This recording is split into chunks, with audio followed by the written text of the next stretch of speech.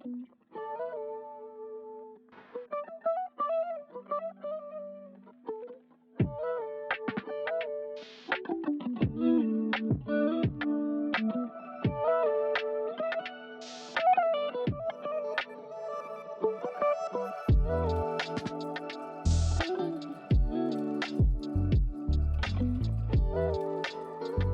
สดีครับซานต้าชาแนลนะครับคลิปนี้เราก็จะมารีวิวเต็นท์ใหม่ของเรากันนะครับตัวนี้เป็นเต็นท์เชลเตอร์ขนาดใหญ่นะครับที่เป็นแบบ 2 รูมนะครับมีทั้งห้องนั่งเล่นแล้วก็ห้องนอนในตัวเดียวเลยนะครับจะเป็นยังไงเดี๋ยวเราจะมารีวิวให้ดูกันในคลิปนี้เลยนะครับสำหรับเต็นท์ของ Snow Peak นะครับในปีที่ผ่านมาเขาก็จะมีตัว Land Nest นะครับที่ออกมานะมี2ขนาดให้ได้เลือกใช้กันนะครับแล้วก็มีตัว Tarp นะที่ออกมาด้วยกันนะครับแต่ในปีนี้นะครับก็จะออกเป็นตัว Land Nest Shelter ตัวนี้ออกมานะครับก็มาเสริมทับของตัว Line Up ที่เป็น Entry นะครับให้สมบูรณ์ยิ่งขึ้นนะอันนี้เราก็เลยถูกใจนะครับตัวเต็นท์ทรงแบบนี้อยู่แล้วนะแล้วก็เป็นขนาดใหญ่ด้วยนะเราก็เลยลองหามาใช้ดูนะครับเดี๋ยวเรามาดูกันนะครับว่าในชุดเต็นท์ให้อะไรกันมาบ้างนะอันนี้ก็จะเป็นตัวไฟชีทนะครับของเขานะเป็น Material ที่เป็น 75D Polyester นะครับมีการเคลือบ UV Cut นะครับแล้วก็มีการกันน้ำอยู่ที่ 1,800 มมนะครับแต่ถ้าเป็นตัวสเกิร์ตของเขานะครับก็จะมีความหนาอยู่ที่ 210D นะครับส่วนอันนี้นะครับก็จะเป็น Inner Tent นะครับ Inner Tent เนี่ยก็จะมีความหนาอยู่ที่ 68D นะครับเป็นโพลีสเตอร์เหมือนกันนะแต่ตรงที่เป็นก้นของตัว Inner Tent นะครับก็จะมีความหนาอยู่ที่ 210D มีการเคลือบกันน้ำมาด้วยที่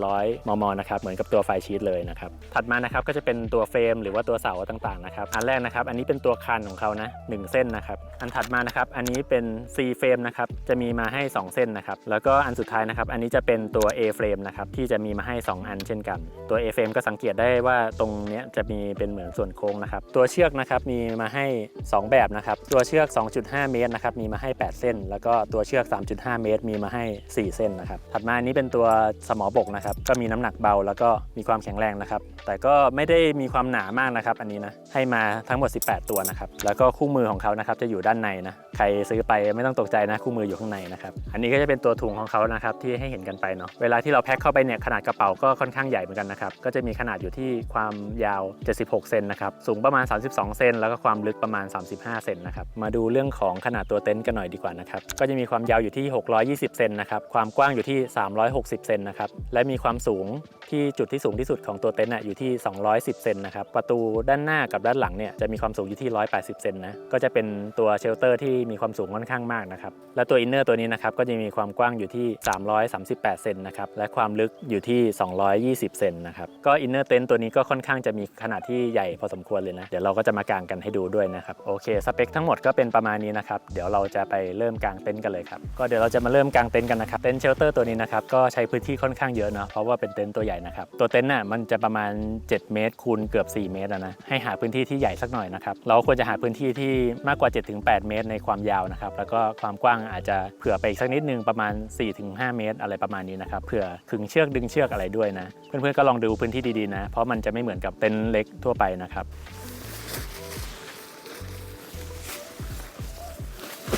ขั้นตอนแรกเราก็จะคลี่ตัวไฟชีทออกมาก่อนนะครับ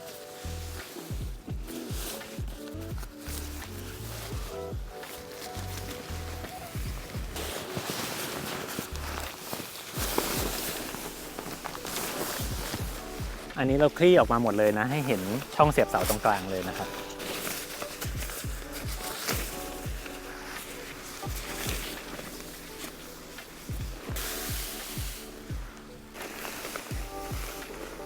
ก็ขั้นตอนต่อไปนะครับเราก็จะมาประกอบเสานะครับ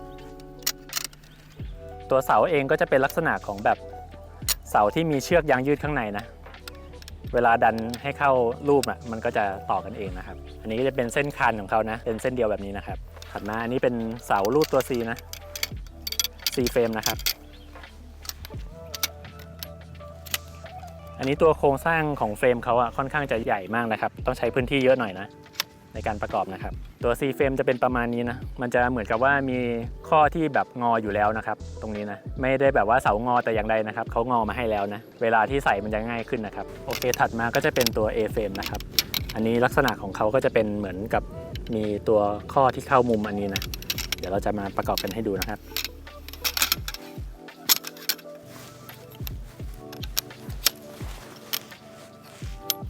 นี่นะครับ A-frame ก็จะได้ประมาณนี้นะประกอบเสาไว้เสร็จแล้วเราก็มาเริ่มต่อเสากันเลยครับเริ่มจากตัวเสาคานตัวนี้นะขั้นตอนแรกนะครับเราก็จะมาหาตัวที่เป็นช่องสอดเสานะครับตรงกลางของตัวเต็นท์นะครับอันนี้นะจะเป็นแท่งตรงๆแบบนี้นะเราก็เอาตัวคานนะครับใส่เข้าไปนะถัดมานะครับก็ให้เราเอาตัว A-frame นะครับมาประกอบเข้ากับตัวคานนะครับอันนี้ให้สังเกตด้านที่ถูกต้องก็คือจะเอาจุดสีดำนะครับเข้าหาตัวเรานะตรงนี้ก็จะมีรูนะครับให้เราเอาคานเสียบเข้าไปเลยแล้วก็เอาตัวห่วงที่ติดอยู่กับไฟชีทนะครับมาแขวนตรงคานอีกทีหนึ่งตรงนี้ก็จะเป็นเชือกนะครับที่ปรับความตึงความหย่อนได้นะก็ถ้าเกิดใครทำแล้วมันหย่อนอะไรเงี้ยนะครับก็ดึงตรงนี้เพิ่มได้นะอีกด้านหนึ่งเราก็ทำเหมือนกันนะครับเอา A-frame มาใส่นะคลิปล็อกด้านล่างนะครับจะเป็น2ชิ้นแบบนี้นะตัวหนึ่งนะครับจะไว้ใส่เสาตัว A นะครับที่เป็นฝั่งซ้ายอันนี้ที่มีเชือกตัวสมออยู่นะครับส่วนฝั่งขวาเนี่ยจะไว้ใส่เสาตัว C นะ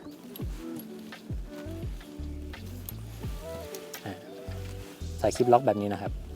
การใส่คลิปล็อกก็ไม่ยากเลยนะครับเพราะว่าเสาของสโนว์พีเขาค่อนข้างใหญ่นะใส่ง่ายนะครับก็จะใส่ทั้ง2ด้านแบบนี้นะครับก็พอเสียบคลิปล็อกแล้วนะครับก็จะได้รูปทรงประมาณนี้นะเป็น A-frame 2 ข้างนะครับแล้วก็มีทริคอยู่นิดนึงนะครับเวลาที่เรายกขึ้นมาอย่างเงี้ยมันจะแบบต้านลมมากนะคือเวลากางก็จะค่อนข้างจะลำบากนะครับก็ให้เราตอกสมอไว้ที่ด้านหน้านะครับฝั่งที่ลมเข้านะครับทั้ง2ข้างนะมันจะช่วยได้นะครับจะทำให้ง่ายขึ้นนะถัดไปเราก็จะเอาตัว C-frame มาใส่นะครับหน้าตาแบบนี้นะมีความโค้งอยู่แล้วนะครับอย่างที่บอกนะ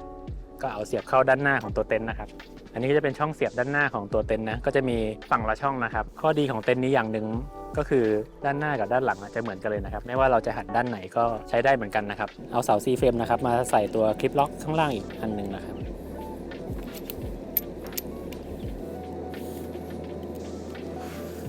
แบบนี้นะ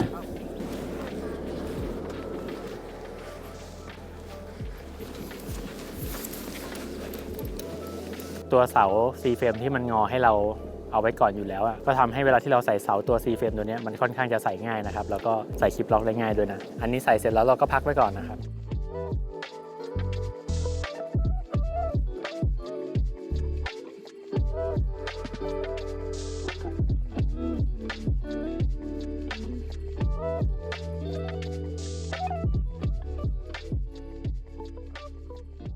ถัดมานะครับเราก็จะมาล็อกคลิปล็อกนะครับตามตัวเสานะครับอันนี้ก็จะมีหลายตัวเลยนะครับทั้งตัว A-frame แล้วก็ C-frame นะก็ไล่ล็อกให้หมดทุกตัวเลยนะครับ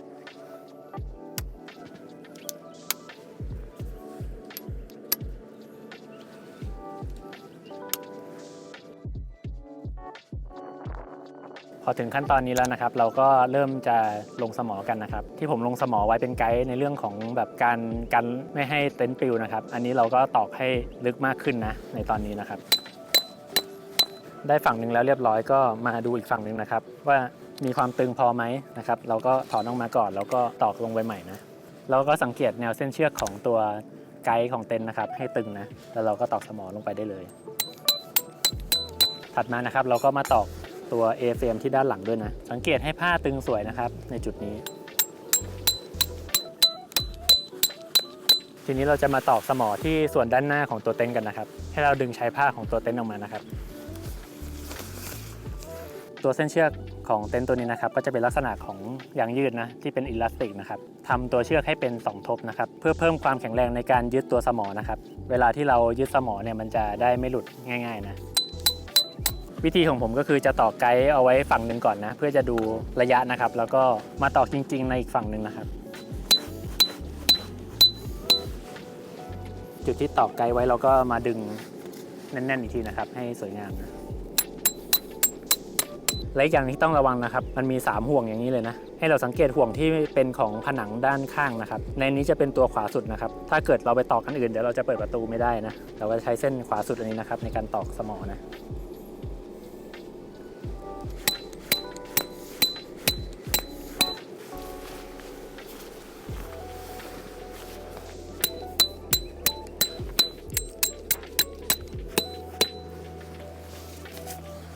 ต่อมานะครับจะมีช่องระบายอากาศ3เหลี่ยมนะครับตรงนี้นะ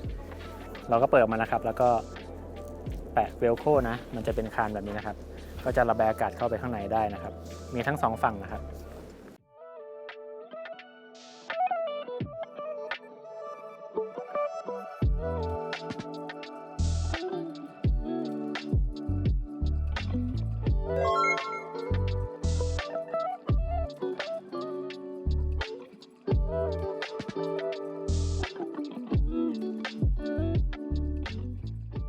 กางเต็นท์เสร็จแล้วนะครับเราก็จะมาพูดถึงเชือกกันหน่อยนะครับจะมี2แบบนะครับมี 2.5 เมตรนะครับกับ 3.5 เมตรนะครับตัวเชือก 3.5 เมตรนะครับก็จะเอาไว้ใช้กับด้านหน้าแล้วก็ด้านหลังนะครับของตัวเต็นท์นะในจุดนั้นก็จะมีห่วงเอาไว้ให้ร้อยเชือกได้นะจะมีทั้งหมด4เส้นนะครับแล้วตัวเชือก 2.5 นะครับก็จะมีทั้งหมด8เส้นนะครับเอาไว้ใช้กับด้านข้างแบบนี้นะครับด้านข้างตรงนี้เขาก็จะมีเป็นเหมือนตัวมัดเชือกให้นะครับวิธีการทำห่วงด้านข้างเนี่ยก็คือเอาตัวปลายของเขาพันไว้ก่อนนะครับแล้วก็คลี่ตัวเชือกด้านในออกมาแล้วก็ลอดออกมาแบบนี้ครับก็จะทำให้ห่วงพันกับตัวเฟรมของตัวเต็นท์ได้นะครับแล้วก็ทำแบบนี้ทั้ง2ตัวเลยนะเชือกเนี่ยก็จะมีทั้งหมด12เส้นเนาะเวลาเราลอยนะครับแต่เวลาตอกสมอเนี่ยมีแค่8จุดนะครับเพราะว่าจุด2จุดนี้จะตอกรวมกันนะเดี๋ยวจะขึ้นภาพไว้ให้ดูนะแต่วันนี้เราอาจจะไม่ได้สาธิตวิธีการตอกเชือกให้นะครับเดี๋ยวเราจะมาลองเปิดเต็นท์ให้ดูกันนะว่าข้างในเป็นยังไงกันบ้างนะครับ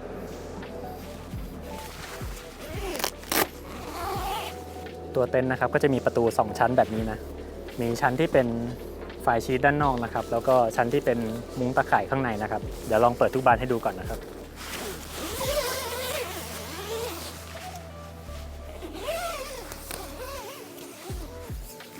ที่ด้านข้างนะครับก็จะเป็นประตู2ชั้นเหมือนกันนะข้างในก็จะเป็นประตูมุ้งแบบนี้เหมือนกันนะครับอันนี้ก็ค่อนข้างจะเป็นมุ้งละเอียดนะครับเหมือนกับด้านหน้าเลยก็น่าจะระบายอากาศได้ดีเหมือนกันนะ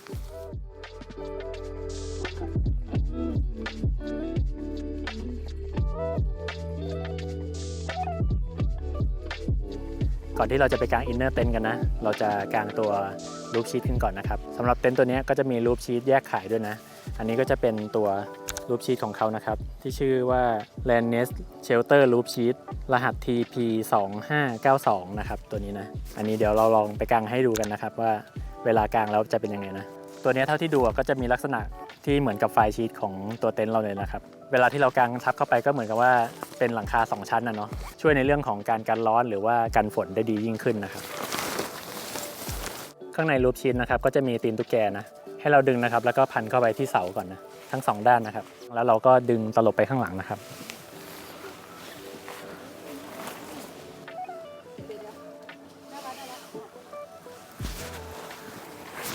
ขั้นตอนนี้ก็ยากนิดนึงนะครับเพราะว่ามันค่อนข้างสูงนะ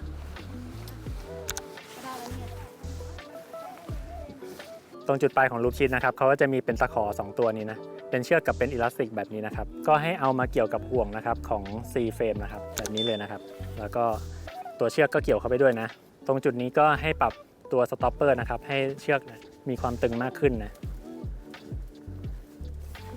ก็ทำแบบนี้ทั้ง4ด้านเลยนะครับที่หน้าหลักนะที่ตรงจุดด้านข้างของ A frame นะครับเขาก็จะมีเป็นห่วงเอาไว้ให้เกี่ยวตัวรูฟชีทเหมือนกันนะครับก็เอาตัวตะขออันนี้มาเกี่ยวเหมือนกันอันนี้ก็มีฝั่งละ2ตัวนะครับแล้วก็มี4จุดนะ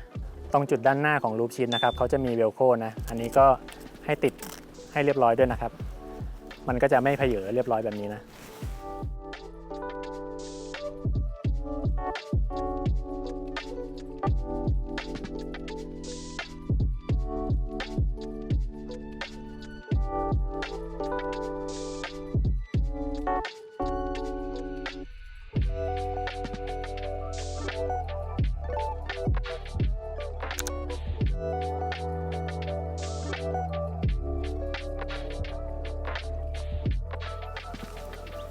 อันนี้จะเป็นสามเหลี่ยมนะครับที่เอาไว้ดึงให้ตัวประตูนะครับมีความตึงมากขึ้นนะเวลาเราทำออนนิ่งนะครับอันนี้จะคล้ายๆกับอัลฟาบีทที่เราเคยรีวิวไปแล้วนะ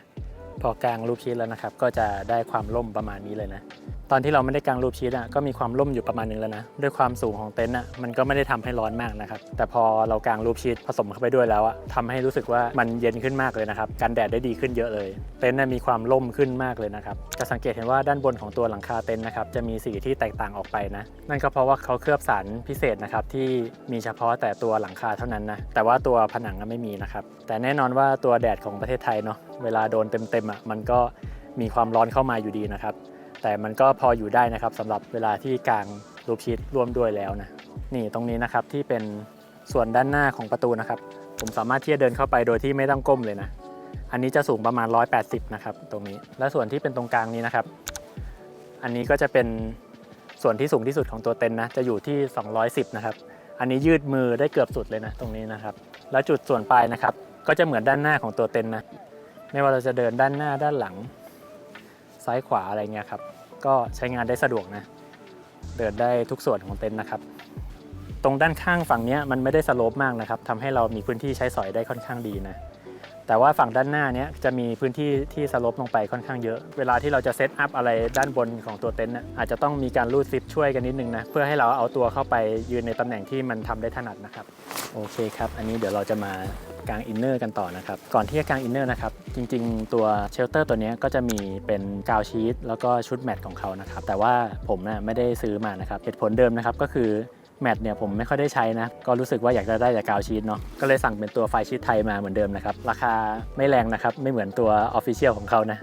ผมใช้แค่นี้ก็เพียงพอแล้วนะครับเดี๋ยวเราก็จะมากางกาวชีทกันก่อนนะใครสนใจก็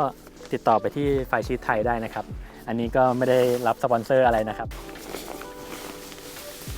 ลืมบอกไปนะครับว่าตัวอินเนอร์เต็นท์ตัวนี้สามารถจะกางได้ทั้ง2ฝั่งเลยนะครับเพราะว่าตัวเต็นท์ตัวนี้ถูกออกแบบมาให้เหมือนกันทั้ง2ฝั่งนะไม่ว่าเราจะกางอินเนอร์ที่ฝั่งไหนนะครับเราก็สามารถกางได้ทั้งคู่นะวิธีการดูด้านไหนเป็นฝั่งด้านหน้านะครับก็จะดูที่ตรงโลโก้ของตัว Snow Peak นะครับถ้ามีโลโก้ตัวนี้ก็จะเป็นฝั่งด้านหน้านะครับตัวด้านหลังของตัวอินเนอร์เต็นท์นะครับก็จะเป็นเหมือนกับตะขอเกี่ยวนะครับให้เอาไปเกี่ยวกับตัวห่วงด้านหลังของตัวเต็นท์ได้เลยนะครับพอเกี่ยวตะขอด้านหลังเสร็จแล้วนะเราก็จะเอาตัวตะขอด้านบนของตัวอินเนอร์เต็นท์นะครับไปเกี่ยวนะครับนี่ก็จะมีตะขอหลายตัวนะครับไล่เกี่ยวไปเรื่อยๆนะครับ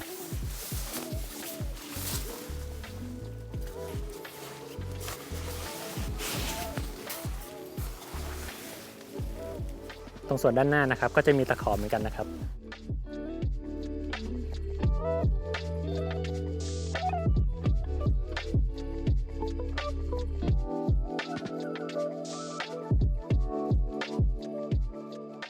ตรงด้านล่างนะครับเกือบปลายของตัวอินเนอร์เต็นท์นะครับก็จะมีตะขออีกเหมือนกันนะครับให้เอาไปเกี่ยวกับตัวห่วงนะครับที่อยู่ตรงสมอนะครับมีทั้ง2ฝั่งเลยนะและส่วนปลายด้านหน้าของอินเนอร์เต็นท์นะครับก็จะมีตัวเชือกนะครับเอาไว้ให้เราตอกสมอได้นะตรงนี้ก็จะเป็นจุดที่ต้องตอกอีก2ตัวนะครับของตัวอินเนอร์เต็นท์นะครับตอนนี้เราก็กางอินเนอร์เต็นท์เรียบร้อยแล้วนะครับเดี๋ยวเราจะเปิดข้างในให้ดูกันนี่ก็จะเป็นประตูแบบว่าตัวดีนะครับแล้วก็เป็น2ชั้นนะมีชั้นมุ้งกับชั้นที่ปิดทึบนะครับในส่วนของด้านหลังนะก็จะเป็นประตูตัวดีเหมือนกันนะครับก็เดินเข้าออกได้นะแล้วก็เปิดเป็นมุ้งให้ระบายอากาศได้บานใหญ่เหมือนกันนะครับตัวอินเนอร์เต็นท์ด้านในเนี่ยก็จะมีความกว้างประมาณนี้เลยมันจะมีส่วนที่ตรงเข้าไปนิดนึงนะครับแล้วก็เหมือนลูกเข้านะคล้ายๆกับเป็นสี่เหลี่ยมคางหมูอะไรแบบนี้นะครับในส่วนด้านข้างตรงนี้ก็จะไม่ได้มีตัวหน้าต่างนะครับแต่ว่าเขาจะมีเหมือนตะขอเกี่ยวดึงไปนะครับพอมันดึงไปก็ทำให้พื้นที่ในอินเนอร์เต็นท์มันกว้างขึ้นนะครับส่วนปลายของเขาก็จะมีเป็นเหมือนกับที่เกี่ยวตัวอุปกรณ์ไว้ได้นะครับตรงด้านหน้าทั้ง2ฝั่งนะก็จะมีเป็นตัวกระเป๋าตะข่ายนะครับ2ด้านเลยนะด้านบนนะก็จะเป็นจุดเกี่ยวอุปกรณ์เหมือนกันนะครับจะมีด้านหลังอินเนอร์เต็นท์แล้วก็ด้านหน้าอินเนอร์เต็นท์นะครับทั้ง2ฝั่งเลยลองนอนให้ดูนะครับว่าขนาดเต็นท์ใหญ่แค่ไหนนะในส่วนของแนวขวางนะครับก็จะประมาณนี้ก็จะเหลือพื้นที่ตรงส่วนหัวกับส่วนเท้าเล็กน้อยนะครับถามว่านอนได้ไหมก็นอนได้ครับแต่ว่ามันก็จะค่อนข้างชิดๆเนาะแล้วก็ถ้านอนฝั่งนี้ก็สามารถนอนได้หลายคนนะครับแต่ถ้าเป็นฝั่งตามยาวนะครับก็จะเป็นประมาณนี้ตามยาวจะเป็นประมาณนี้นะครับจะนอนสบายมากกว่านะครับมันมีพื้นที่ตรงช่วงหัวกับช่วงเท้าเยอะนะครับแล้วก็อาจจะนอนได้น้อยกว่าฝั่งขวางหน่อยแต่ก็นอน2คนได้นะครับสบายๆเนาะหรือว่าจะมีน้องเด็กอีกคนนึงหรือน้องหมาแบบเราเงี้ยก็นอนได้เลยนะครับไม่มีปัญหาเลยและอินเนอร์เต็นท์ตัวนี้ก็ยังใส่เตียงเบสเวย์นะครับ5 ฟุตได้นะจริงๆก็สามารถจะใส่แนวขวางได้เหมือนกันนะแต่มันอาจจะติดตรงช่วงที่มันสโลปหน่อยนะแต่ว่าถ้าเกิดใส่แนวยาวเนี่ยก็จะใส่ได้สบายนะครับไม่มีปัญหาเลยก็จะเหลือพื้นที่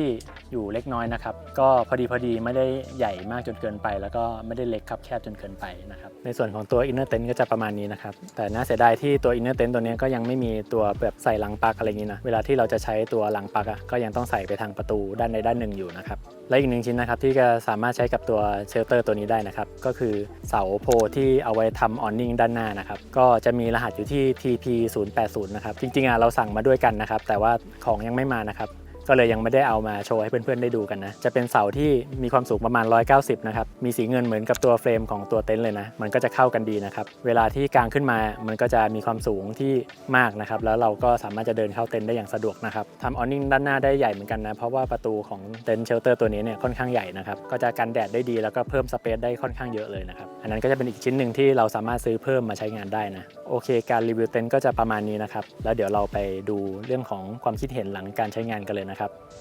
โอเคครับก็มาต่อกันที่เรื่องของความรู้สึกนะหลังการใช้งานนะครับก็หลังจากที่เราใช้งานมา1คืนนะครับเราก็จะมาพูดถึงข้อดีข้อเสียของเต็นท์ตัวนี้กันนะว่ามีอะไรกันบ้างนะครับในความคิดเห็นของเรานะเดี๋ยวเราจะเริ่มจากข้อดีกันก่อนนะครับก็สำหรับข้อแรกที่เราชอบเลยก็คือพื้นที่ใช้สอยของเต็นท์ตัวนี้เนาะก็ Landed Shelter ตัวเนี้ยเรารู้สึกว่าพื้นที่ใช้สอยมันค่อนข้างจะกว้างมาก Living Room ที่เป็นห้องนั่งเล่นอ่ะมันก็ใหญ่แล้วก็สามารถที่จะไม่กางอินเนอร์ก่อนแล้วก็ทำเป็น Living Room ทั้งหมดเลยก็ได้ด้วยความที่มันเป็นเชลเตอร์เนาะถึงเราจะกางตัวอินเนอร์แล้วอ่ะตัว Living Room ก็ยังใหญ่อยู่ใหญ่มากๆแล้วก็แบบเหมือนเราอ่ะสามารถที่จะตั้งโต๊ะเก้าอี้อะไรได้โดยที่แบบเราสามารถเดินได้รอบๆพอกางอินเนอร์แล้วอ่ะจะอยู่ในบริเวณ living room ได้สักจริงๆจุกันจริงๆอ่ะประมาณ 6-8 คนยังพอได้นะยังคิดว่าได้นะตรงเฉพาะตรง living นะเราว่าเป็นเต็นท์ที่ใหญ่มากเลยทีเดียวแล้วก็ถ้าเกิดว่าเรามีกวนมีแก๊งมากกว่านั้นนะเราก็ยังไม่ต้องกางอินเนอร์เต็นท์ก็ได้นะครับก็ใช้งานเป็นเหมือนกับห้องนั่งเล่นยาวๆเลยอันนี้ก็ยิ่งแบบขยายใหญ่เลยเรานั่งกันได้เป็น10 คน12 คนเลยสบายๆนะครับใช่แล้วยังไม่นับว่าถ้าเรากางตัวออนนิ่งออกไปอีกก็ยิ่งขยายแบบตัวล่างออกไปแบบอีกแบบคือนั่งได้เป็น10คนอะพื้นที่สอยในอินเนอร์เต็นท์อะเราก็ชอบแต่ก่อนนะเราจะมีเชลเตอร์ที่เป็นของนอร์ทเวย์อะไรอย่างเงี้ยเราจะมีปัญหาว่าตัวอินเนอร์เนี่ยมันเล็กเกินไปเราไม่สามารถที่จะบรรจุ เรา2 คนและหมาตัวใหญ่เข้าไปได้นะคะก็คือซันต้านั่นเองซันต้านอนอยู่ตรงนี้คือซันต้าเนี่ยจะอึดอัดพอแบบเวลาเขาอยู่ในเต็นท์กับเราอ่ะบางทีเขาต้องการแบบเปลี่ยนที่นอนแบบไปเรื่อยๆอะไรอย่างเงี้ยตามสไตล์หมาอย่างเงี้ยมันก็จะทำให้เขาอึดอัดแต่ว่าตัวเนี้ยคือเมื่อคืนลองนอนดูแล้วอะก็ไม่มีปัญหาเลยเพราะว่าเขาเคลมมาว่ามันนอนได้ประมาณ4 คนแต่ว่าเรารู้สึกว่าถ้า3 คนอะก็คือกำลังสบายๆเราสามารถกางเตียงเบสเวย์ได้แบบเหลือพื้นที่อีกเนาะพอกางเตียงเบสเวย์แล้วเนี่ยก็ยังเหลือพื้นที่ด้านข้างแล้วก็ด้านหัวท้ายอีกนะคือรู้สึกว่าเป็นเต็นท์ที่แบบกางเบสเวย์แล้วก็ยังไม่รู้สึกอึดอัดข้างๆก็เอาไว้วางสัมภาระก็ได้นะครับก็รู้สึกพอดีอะแบบว่ามันไม่ได้ใหญ่เกินใช่แล้วก็ไม่ได้เล็กเกินแล้วด้วยความสูงของตัวอินเนอร์เต็นท์ทำให้เรารู้สึกโปร่งเนาะรู้สึกแบบว่าไม่ได้อึดอัดมากอะไรเงี้ยครับก็อันนั้นก็เป็นข้อดีข้อที่2ที่เราชอบเลยก็คือเรื่องของความสูงก็คือแบบความสูงของตัวเชลเตอร์ตัวเนี้ยมันสูงโปร่งมากคือมันไม่ได้แค่แบบว่าใหญ่อย่างเดียวอะเนาะมันทำให้เราไม่ต้องก้มหลังอีกต่อไปใช่ ก็อย่างที่เคยใช้มาแล้วก็คือ Sabbatical Gilia ที่เราชอบมากๆตัวนั้นเนี่ยจริงๆชอบมากเลยแต่ว่ามันต้องก้มมันก็จะมีความเตี้ยหน่อยเป็นเต็นท์หมอบเป็นเต็นท์หมอบมันก็มีความสวยของเขาแต่ว่าเวลาใช้งานเราต้องมุดไปมุดมาหน่อยใช่เวลาจัดของเวลาแบบจะต้องเข้าออกบ่อยๆอย่างเงี้ยมันก็อาจจะมีความปวดหลังได้แต่ว่าเต็นท์ตัวนี้ได้ขจัดปัญหาออกไปแล้วจ้ะ ก็คือแทบจะไม่ต้องก้มเลยตัว A-frame ด้านข้างเนี่ยถ้าเป็นผู้ชายที่สูงหน่อยอาจจะต้องก้มนิดหน่อยเนาะใช่ของเราเนี่ยเราสูง170นะด้านข้างเนี่ยเวลาเดินเข้าก็ก้มหัวนิดเดียวจริงๆเพราะตัวด้านข้างเนี่ยค่อนข้างสูงมากนะตัว A-frame นะครับแต่ถ้าเป็นผู้หญิงเนี่ยก็เดินเข้าสบายก็เดินเข้าได้เลยแล้วก็ถ้าเข้าจากด้านหน้าด้านหลังอ่ะก็คือไม่ต้องก้มเลยผู้ชายก็ไม่ต้องก้มสูงมากเพราะว่าจุดสูงสุดของอันนี้มัน2 เมตรกว่าเลยอ่ะอันนี้2 เมตร 10 2 เมตร 10ได้เนี่ยตรงกลางเนี่ยที่เรานั่งอยู่นะครับ2 เมตร 10แล้วก็ด้านหน้าเนี่ยจะสูง180ก็คือแบบเดินเข้าออกได้สบายอะไรเงี้ยใช่แล้วก็อินเนอร์ก็เหมือนกันอย่างที่พี่ตุ้มบอกเข้าไปแล้วมันก็โปร่งแบบว่าเวลานอนเวลาอะไรเงี้ยมันก็โปร่งสบายอ่ะแล้วยิ่งเราใช้เบสเวย์ที่มันสูงจากพื้นประมาณนึงอ่ะเวลาเราลุกเราอะไรอย่างเงี้ยเราก็ไม่ได้รู้สึกว่าหัวเราจะชนกับตัวอินเนอร์ด้านบนอะไรเงี้ยมันก็โปร่งมากด้วยด้านข้างของอินเนอร์ที่เขาแบบว่ามีตัวแบบตะขอดึงไปที่ไฟชีทด้วยนะคือมันทำให้ตัวเต็นท์มันไม่เขาเรียกอะไรสโลปมันไม่บีบลงมายวบลงมาคือมันถูกดึงให้ตึงออกไปก็ทำให้แบบ ตัวอินเนอร์เต็นท์มันโปร่งขึ้นกว้างขึ้นได้ข้อดีข้อที่3ที่เราชอบก็คือมีมุ้งมาให้เนาะก็คือบางเชลเตอร์เนี่ยเขาก็จะไม่ได้มีมุ้งมาหรือว่าบางรุ่นหรือว่าบางยี่ห้อเขาก็จะมีมารุ่นนี้จะมีมาให้โดยรอบเลยนะคะถ้าสมมุติว่าเรากลัวแมลงเยอะหรืออะไรอย่างเงี้ยก็สามารถปิดมุ้งลงมาได้หมดเลยตัวมุ้งก็โอเคนะมันระบายอากาศได้ดีนะครับลองปิดหมดแล้วก็อยู่ข้างในก็ไม่รู้สึกอึดอัดขนาดนั้นประตูมุ้งด้านหน้าด้านหลังอ่ะเขาจะมีตัวบังสายตาด้านล่างมาให้ด้วยอันนี้เป็นจุดที่ชอบมากคือเขาคิดมาเผื่อแบบว่าถ้าเราเปิดอินเนอร์ที่เป็นมุ้งทั้งหมดทั้งหน้าทั้งหลังอ่ะมันจะทะลุเห็นข้างนอกไงคราวนี้พอคนข้างนอกเห็นเราอ่ะมันอาจจะรู้สึกไม่ค่อย private เขาจะมีเป็นแถบแบบทึบไว้ให้เหมือนกันคนมองเราแบบได้โดยตรงอะไรอย่างเงี้ยนิดนึงนะมันก็เป็นข้อดีอย่างหนึ่งตรงที่ว่าซานต้าเองอ่ะก็จะส่องข้างนอกไม่ได้ด้วยเป็นความสูงที่ถ้าใครมีสัตว์เลี้ยงอะไรเงี้ยมันก็จะดีนะครับใช่ทำให้เขาแบบนอนสงบขึ้นเนาะไม่คอยส่องข้างนอกอะไรเงี้ยใช่ไม่งั้นปกตินี่ถ้าสมมติเปิดหมดอ่ะซานต้าคือจ้องด้านนอกได้สบายเลยอันนี้มันก็แบบบังสายตาซานต้าไปได้หมดโอเคค่ะข้อดีข้อที่4ที่เราชอบก็คือมีลูปชีทขายแยกมาให้เป็นเพนพอยต์ของเราจากกินเลียตัวเก่าก็คือพอมันเป็นเชลเตอร์แล้วเนี่ยแล้วตัวเก่ามันค่อนข้างเตี้ยด้วยมันร้อนคือแบบความร้อนมันลงที่หัวง่ายแต่ว่าตัวเนี้ยสูงโปร่งแล้วก็ยังมีตัวลูปชีทขายแยกมาอีกให้มาคลุมอีกชั้นหนึ่งคือกันความร้อนกันแดดได้แบบอีกชั้นหนึ่งก็ยังดีไงคือเพราะว่าไม่งั้นความร้อนมันลงตรงๆเนาะก็จะช่วยแบบบังให้มีร่มเงานะแล้วก็ไม่รู้สึกว่าโดนแดดตรงๆอะไรขนาดนั้นแต่ตอนที่ยังไม่กางลูปชีทถามว่าร้อนไหมก็รู้สึกว่ามันกันแดดได้ประมาณนึงนะแต่ว่ามันก็จะมีความร้อนเข้ามาพอสมควรแต่พอกางลูปชีทมันก็ช่วยได้พอสมควรเลยนะในจุดนี้ก็เป็นข้อดีอย่างหนึ่งที่เต็นท์ตัวนี้มีนะครับก็ต่อไปที่ชอบเลยก็คือดีไซน์ของเต็นท์คือเต็นท์ตัวนี้เป็นเต็นท์ที่ค่อนข้างจะเป็นแบบรูปทรงอุโมงค์อะเนาะแต่ว่าก็เรารู้สึกว่ารูปทรงเขาสวยสิ่งที่ชอบเลยก็คือความสมมาตรของตัวเชลเตอร์คือสมมาตรแล้วดียังไงก็คือเราจะกางอินเนอร์ฝั่งไหนก็ได้อะไรอย่างเงี้ยนะคะก็คือเวลาเราไปกางเราไม่ได้ต้องมีความต้องมานั่งคิดว่าเฮ้ยตรงนี้มันเป็นข้างหน้าตรงนี้มันเป็นข้างหลังเราจะเอาห้องนอนไว้ฝั่งซ้ายหรือฝั่งขวานะเราต้องหมุนให้ถูกทิศนะอะไรอย่างเงี้ยเพราะว่าถ้าเป็นตัวเก่าเราก็จะต้องคิดก่อนว่าเราจะวางเต็นท์แนวยาวนี้ไปทางฝั่งนี้นะอะไรอย่างเงี้ยก็คือจบเลยซ้ายขวาหน้าหลังมันเหมือนกันหมดเลยครับใช่ซ้ายขวาหน้าหลังเหมือนกันหมดเลยก็คือทำให้แบบว่ามันกางง่ายมากขึ้นใช่แล้วจุดเกี่ยวอินเนอร์ก็มีทั้ง2ฝั่งนะก็ทำให้เราเลือกกางได้หมดเลยเอาอะไรจะเอาอะไรมารีวิวด้วยกันไหมล่ะโอ้ไม่เห็นนะครับไม่เห็นตาครับก็ข้อต่อไปนะครับก็จะเป็นเรื่องของตอกสมอน้อยแล้วก็กางง่ายนะก็คือผมมองว่าเต็นท์ตัวนี้มันค่อนข้างใหญ่มากนะแต่ตอกสมอแค่8ตัวเองนะเพื่อนๆเราได้เต็นท์ใหญ่ขนาดนี้ผมถือว่ามันตอกน้อยมากแล้วนะเต็นท์ตัวนี้นะครับก็จะมีจุดตอกเชือกประมาณ8จุดนะซึ่งเขาดีไซน์มาให้เหมือนกับเชือกมันมารวมกันที่จุดหนึ่งนะก็คือมันจะลดการตอกไปได้4อันนะมันเลยเหลือตอกแค่8จุดเท่านั้นนะอันนี้ก็เป็นเรื่องดีอันหนึ่งที่เขาดีไซน์มาแบบนี้นะครับคือสมมุติว่าถ้าลมแรงๆอะไรอย่างเงี้ยก็คือตอกเชือกเพิ่มอะไรอย่างนี้แต่ว่าอย่างเมื่อคืนที่เรากางเราไม่ได้ตอกเชือกเพิ่มเลยนี่เพราะว่าเรามองว่าตัวลมประมาณนี้เนาะไม่ได้เป็นลมกระชากลมแรงอะไรขนาดนั้นนะเราอาจจะไม่ต้องขึงเชือกก็ได้อะไรอย่างนี้เราใช้แค่การตอกแค่8จุดตรงเนี้ยก็สามารถจะรับลมได้แล้วเพราะตัวเฟรมของเขาค่อนข้างใหญ่แข็งแรงใช่แล้วก็นี่เราอยู่มาก็ไม่รู้สึกถึงการกระพือรุนแรงอะไรเนาะไม่มีค่อนข้างจะดีคือที่เนี่ยต้องบอกว่าลมดีนะแต่อาจจะไม่ได้แบบรุนแรงมากลมโชยลมแบบตลอดแรงประมาณนึงใช่แต่ไม่รู้สึกถึงการกระพืออะไรเลยก็ถือว่าแบบตัวเต็นท์เอาอยู่นะแบบไม่ต้องกางเชือกเลยนะครับก็ลดการตอกไปได้อีก8ตัวไม่งั้นทั้งหมดจริงๆจะต้องเป็น16สิเนาะใช่สมมุติว่าถ้าตอกเฉพาะสมอไม่ขึงเชือกเลยคือจะตอกทั้งหมด8ใช่แต่ถ้าจะขึงเชือกก็คือเพิ่มอีก8ใช่ก็เป็น16เป็น16แต่ถ้าเรื่องตอกสมอมีอีกเรื่องหนึ่งก็คือถ้าเกิดเราจะกางอินเนอร์เราต้องตอกเพิ่มอีก2ตัวนะครับที่ด้านหน้าใช่เพราะว่าตรงมุมของตัวอินเนอร์เต็นท์ที่ด้านหน้าครับมันจะต้องตอกสมอด้วยอาจจะเป็นสมอตัวเล็กอะไรที่เกี่ยวไว้ด้านหน้าก็ต้องทำอีก2ตัวนะครับเพราะงั้นเวลาที่เราจะ กางเต็นท์ตัวนี้ก็จะมี8แล้วก็บวกอีก2ก็เป็น10อย่างน้อยคือ10ใช่อย่างน้อยคือ10ถ้าเกิดว่ากางเต็นท์นอนอะไรอย่างงี้นะแต่ก็ถือว่าน้อยแล้วนะก็ถือว่าน้อยเพราะว่าเต็นท์มันใหญ่มากเลยอะ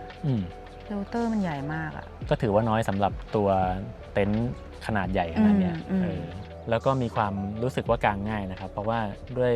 โครงสร้างที่เขาทำมาค่อนข้างจะเรียบง่ายมันเหมือนมันเข้าใจง่ายตัวเฟรมของเขาเหมือนทำเป็นเหมือนส่วนโค้งส่วนงอให้แล้วครับเวลาที่เราจะเสียบตัวคลิปข้างล่างมันค่อนข้างที่จะทำได้ง่ายคือดันง่ายๆเลยปุ๊บเข้าไปง่ายๆเลยไม่ได้ต้องงัดต้องอะไรอย่างนี้ใช่ไหมรู้สึกว่ามันไม่ต้องออกแรงไม่ต้องออกแรงต้านหรืออะไรแบบในการเสียบเสาอะไรเลยเนาะใช่ไม่ต้องออกแรงต้านอะไรเยอะแต่ตอนยากนิดนึงสำหรับเราก็คือตอนลูปชีทเนาะด้วยความที่มันสูงด้วยแหละพวกเราอาจจะตัวเตี้ยกันมันก็เลยอาจจะต้องมีความแบบว่าเขย่งหน่อยอะไรอย่างเงี้ยลูปชีทอาจจะใส่ยากนิดนึงเพราะด้วยความสูงนะยากสุดก็เป็นลูปชีทจริงๆเขาออกแบบวิธีใส่มาค่อนข้างง่ายแหละแต่ว่าด้วยความสูงนะมันทำให้เราทำงานยากนิดนึงเป็นจุดที่อาจจะต้องช่วยกัน2คนหรืออะไรเงี้ยจะง่ายขึ้นนะครับคิดว่าประมาณนี้นะคะแล้วก็มีข้อดีอีกอันนึงที่สำคัญมากๆเลยก็คือราคาที่จับต้องได้นะคะปกติหลายๆคนก็คงรู้อยู่แล้วแหละว่าแบรนด์ Snow Peak เนี่ยจะเป็นแบรนด์ที่ค่อนข้างจะมีราคาเต็นท์ที่ค่อนข้างจะสูง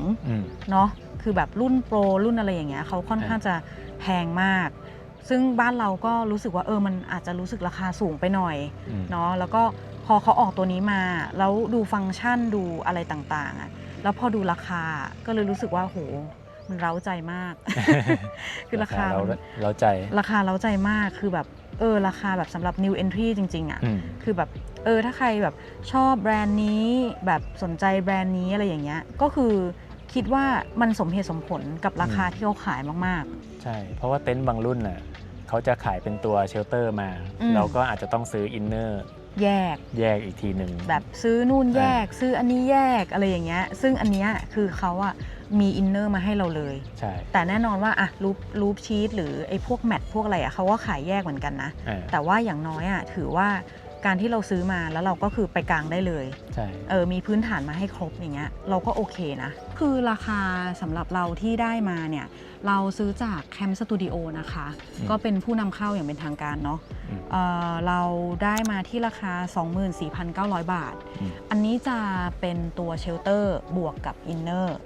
ให้แล้วนะแล้วก็ส่วนตัวลูปชีทที่ซื้อเพิ่มเนี่ยจะราคา 2,900 บาทนะคะแล้วก็ถ้าใครอยากได้แมทแล้วก็ชีทกราวชีทเนี่ยรวมกันเนี่ยก็จะอยู่ที่ 5,900 บาทนะคะแล้วก็จะมีเสาใช่ไหมพี่ตุ้มเสาอันนี้ด้านหน้าที่เป็นสีเงินมีความสูงประมาณ190ใช้กับรุ่นนี้ก็จะอยู่ที่ 2,900 บาทเหมือนกัน2,000แต่ถ้าใครไม่ใช้เสาก็ไม่ต้องซื้อก็ได้ใช่ก็ไม่ต้องซื้อสมมติว่าใครมีเสาออนนิ่งอยู่แล้วความสูงพออยู่แล้วเราก็ไม่ต้องซื้อก็ได้ก็ไม่ต้องซื้อแมทชีทอย่างเงี้ยเราก็ไม่ได้ซื้อใช่เราก็แบบไปสั่งตัดจากไฟชีทไทยเอาใช่ไฟชีทไทยก็เท่าไหร่นะพี่ตุ้มอันนี้จะเกือบพันประมาณเกือบพันก็ถือว่าถ้าเราใช้แค่กาวชีทก็ประหยัดลงมาเยอะโอเคก็ประมาณนี้ราคาอยู่ที่ประมาณนี้นะคะก็จะเห็นว่าราคามันไม่ได้แพงถ้าเทียบกับ Snow Peak รุ่นอื่นๆเนาะแล้วก็ความใหญ่โตความแบบพื้นที่ใช้สอยอะไรเงี้ยถือว่าราคาแบบดีมากๆเลยนะก็ทั้งหมดก็จะเป็นข้อดีหรือว่าข้อที่เราแบบชอบของเต็นท์ตัวนี้นะคะต่อมาเรามาพูดถึงข้อเสียหรือว่าเป็นจุดบางจุดที่เราไม่ชอบของเต็นท์ตัวนี้แล้วกันเนาะอย่างข้อแรกเลยนะคะก็คือไม่มีที่ใส่รังปลั๊กมาให้อันนี้เนี่ยก็อาจจะเป็นปกติของแบรนด์ Snow Peak ต้องพูดอย่างนี้คือแบรนด์ Snow Peak เนี่ยจะเป็นแบรนด์ที่เขาไม่ได้มีตัวที่เสียบรังปลั๊กมาให้ในอินเนอร์คือเรารู้สึกว่ามันเป็นจุดที่เขาน่าจะมีมาให้สักหน่อยเนื้อเนาะเวลาเราใช้งานแบบว่าบางทีเราไม่ได้มีพวก power box อะไรอย่างเงี้ยเราก็จะต้องชาร์จเนี่ยข้ามผ่านประตูเราต้องลากสายผ่านประตูต้องลากสายผ่านประตูมันก็จะดูไม่เรียบร้อยเนาะใช่แล้วบางทีการเข้าออกเราจะสะดุดสายไงอะไรแบบนี้มันเหมือนกับว่าเสียดายมันน่าจะมีตรงเนี้ยมาให้นิดเดียว อย่างแบบบางแบรนด์หลายๆแบรนด์อ่ะเขาก็มีมาให้แบบซิปนิดเดียวเองเนาะอย่างของเราเองอ่ะบางทีเรามาถ่ายรูปมีกล้องมีมือถือมีอะไรอย่างนี้เนาะเราก็อยากจะไปชาร์จในตัวอินเนอร์เนาะตอนกลางคืนอะไรบางทีเราก็ไม่อยากทิ้งไว้ข้างนอกเนาะอะไรเงี้ยเราก็เอาสบายใจเราก็ชาร์จข้างในนะครับใช่ใช่ถ้ามีอ่ะมันจะช่วยให้สะดวกมากขึ้นเยอะเลยนะแล้วก็ข้อเสียอีกอย่างหนึ่งไม่เชิงเป็นข้อเสียนะคือเราอาจจะไม่ชอบเองแหละคือเป็นตัวสเกิร์ตรอบคืออันนี้เราเข้าใจว่าเขาทำมาเพื่อทุกฤดูกาลของญี่ปุ่นของอะไรอย่างเงี้ยเนาะคือมันจะเป็นสเกิร์ตมันจะเป็นตัวกันลมกันหิมะกันอะไรแบบเนี้ยแต่สำหรับเราด้วยความที่เรามันเป็นเมืองร้อนไงเราก็จะรู้สึกว่าไอตัวสเกิร์ตอันเนี้ยมันไม่จำเป็นต้องมีก็ได้แล้วเวลาที่มันมีเนี่ยมันทำให้เราต้องมานั่งรักษาตัวสเกิร์ตแบบหมายถึงว่ามันเปื้อนง่ายใช่มันเป็นส่วนของเต็นท์ที่มันจิ้มลงไปที่ดินนะคือมันพาดลงไปเลยแหละมันเหมือนกับว่าเขาด้วยความที่กันลมหมดเนาะเขาก็จะพาดไปที่พื้นดินทั้งหมดเพราะฉะนั้นนึกสภาพว่าถ้าเราไปแบบที่ดินที่มันไม่ได้มีหญ้าแน่นๆเป็นดินทรายดินแดงๆอะไรอย่างเงี้ยรับรองว่าสเกิร์ตรอบๆเนี่ยคือจะเปื้อนแน่นอนแล้วพอเปื้อนเวลาเราพับเราอะไรอย่างเงี้ยมันก็จะคอยเปื้อนอย่างอื่นไปด้วยมันก็จะเปื้อนไปหมดเพราะฉะนั้นเราก็ต้องมานั่งแบบว่าเช็ดทำความสะอาดมันอีกถ้าเราไปเจอพื้นที่ที่มันค่อนข้างแบบเละอะไรอย่างเงี้ยนะอย่างพื้นที่ที่เรามาเนี่ยหญ้ามันก็ค่อนข้างแน่นเนาะแต่ว่ามันจะมีพวกความชื้นที่ขึ้นมาจากดินเวลาเราหงายตัวสเกิร์ตออกมาจะเห็นน้ำเกาะเต็มเลยครับมันจะชื้นเราก็อาจจะต้องระวังแบบว่าคอยตากให้แห้งทุกอันทุกสเกิร์ตอะไรเงี้ยก็หรือว่าเช็ดให้แห้งก่อนที่จะเก็บคือถ้าเราเผลอแบบไม่ได้เช็ดอะไรขึ้นมามันก็อาจจะมีปัญหาได้อันนี้อาจจะเป็นข้อที่พวกเราอาจจะไม่ค่อยชอบกันเฉยๆใช่แต่เราก็ไม่รู้นะความคิดเห็นส่วนตัวนะความคิดเห็นส่วนตัวจริงๆเพราะว่าถ้าเราไปใช้หน้าฝนมันอาจจะเดรนน้ำฝนออกไปจากเต็นท์ดีก็ได้อะไรอย่างเงี้ยคือแต่ประเด็นคือเรากลัวมันเลอะแค่นั้นเองประมาณนั้นนะคะถัดมานะครับก็เป็นเรื่องของผ้าเต็นท์เนาะผ้าเต็นท์เนี่ยมันจะเป็นทั้งข้อดีและข้อเสียเป็นบวกกันไปเนาะคือผ้าเต็นท์เนี่ยมันจะไม่ได้หนามากนะครับผ้าเต็นท์มันมีความบางสักหน่อยนะจริงๆถ้าเกิดใครเคยใช้กินเลียความหนาจะใกล้เคียงกันเลยสเปคจะใกล้ๆกันสเปคความหนาจะใกล้ๆกันมันก็เลยมีความแสงทะลุได้ค่อนข้างเยอะนะครับมีความร้อนเข้ามาค่อนข้างพอสมควรนะแต่ด้วยความสูงของเขามันก็ช่วยชดเชยกันไปได้อะไรอย่างนี้นะครับแต่ความผ้าบางเนี่ยก็ทำให้เขาน้ำหนักเบาเพราะว่าเต็นท์ใหญ่ขนาดนี้น้ำหนักแค่ 16.5 กิโลเองนะเพราะปกติแล้วมันจะเป็นแบบ20 โล 25 โล 30 โลเนาะถ้าผ้าหนามก็ยิ่งไปกันใหญ่นะยิ่งหนักแต่ตัวนี้แค่น้ำหนักแค่นี้ก็ถือว่าเป็นข้อดีแล้วก็ข้อเสียในตัวเดียวกันนะถ้าสังเกตดีๆตรงหลังคาของตัวเต็นท์มันจะมีสีที่ต่างกันนะครับตรงช่วงตรงกลางมันจะเป็นสีอีกสีหนึ่งที่มันเข้มๆกว่าเนาะเขาก็เหมือนจะเคลมว่ามันเป็นแบบการเคลือบอีกแบบหนึ่งอะไรเงี้ยอาจจะช่วยในเรื่องของการกันแดดได้มากขึ้นอะไรก็ตามนะแต่สำหรับเรามองว่ามันลองใช้แล้วมันก็ไม่ได้ช่วยอะไรขนาดนั้นมันก็คล้ายๆกันอาจจะน่าพูดยากเหมือนกันเพราะว่ามันก็อาจจะแดดเรามันแรงจริงๆเราก็อาจจะรู้สึกว่ามันช่วยอะไรหรือเปล่านะอะไรแบบนั้นอาจจะไม่ได้รู้สึกอะไรขนาดนั้นไงรู้สึกว่าแบบมันก็ใกล้ๆกับตัวผนังตัวอะไรเลยไม่ค่อยรู้สึกถึงการกันร้อนอะไรมากมายแต่เวลาที่เรากางรูปชีทมันจะช่วยได้มากกว่าใช่แล้วก็มีส่วนที่เป็นตัวรูปชีทอันเนี้ยตอนแรกเราคิดว่าตัวรูปชีทจะมีความหนามากกว่าตัวเต็นท์สักหน่อยแต่กลายเป็นว่าตัวรูปชีทเนี่ยมีความหนาพอๆกันเลยนะครับไม่ได้หนากว่ากันเท่าไหร่ใช่ไม่ได้เป็นแบบผ้าทับไม่ได้เป็นแบบไม่ได้มีเคลือบแบบว่าผ้าเต็นท์อะไรก็คือเหมือนเป็นเต็นท์อีกชั้นหนึ่งเป็นผ้าเต็นท์อีกชั้นหนึ่งเท่านั้นเองก็เลยคิดว่าจริงๆถ้าเกิดว่าตัวรูปมันมีความหนากว่านี้ก็จะดีเวลาใช้ประมาณนี้2ชั้นก็ถือว่าดีขึ้นแล้วจากการไม่มีดีกว่าไม่มีแล้วกันดีกว่าไม่มีใช่แต่ว่าถ้าเกิดมันหนาสักหน่อยมันก็อาจจะดีกว่านี้น่าจะช่วยเรื่องความร้อนได้มากกว่านี้ใช่หรือแดดเมืองไทยแบบว่ามันแรงจัดแดดเมืองไทย2ชั้น3ชั้นก็ยังเอาก็ไม่รู้เหมือนกันจะเอาอยู่หรือเปล่าใช่แต่ว่าคือเราคาดหวังว่ามันจะกันได้มากกว่านี้แล้วกันแต่มันอาจจะไม่ได้กันได้ขนาดนั้นมันช่วยบรรเทาประมาณนั้นเนาะเนี่ยเพื่อนๆจะเห็นเงาที่พาดผ่านตรงนี้ก็คือตอนนี้มีรูปชีทอยู่ นะ ใช่ ก็ช่วยได้พอสมควรเลยนะในเรื่องความร้อนนะครับ ที่สำคัญอีกอย่างหนึ่งเลยก็คือด้วยความที่พอเต็นท์ใหญ่อะ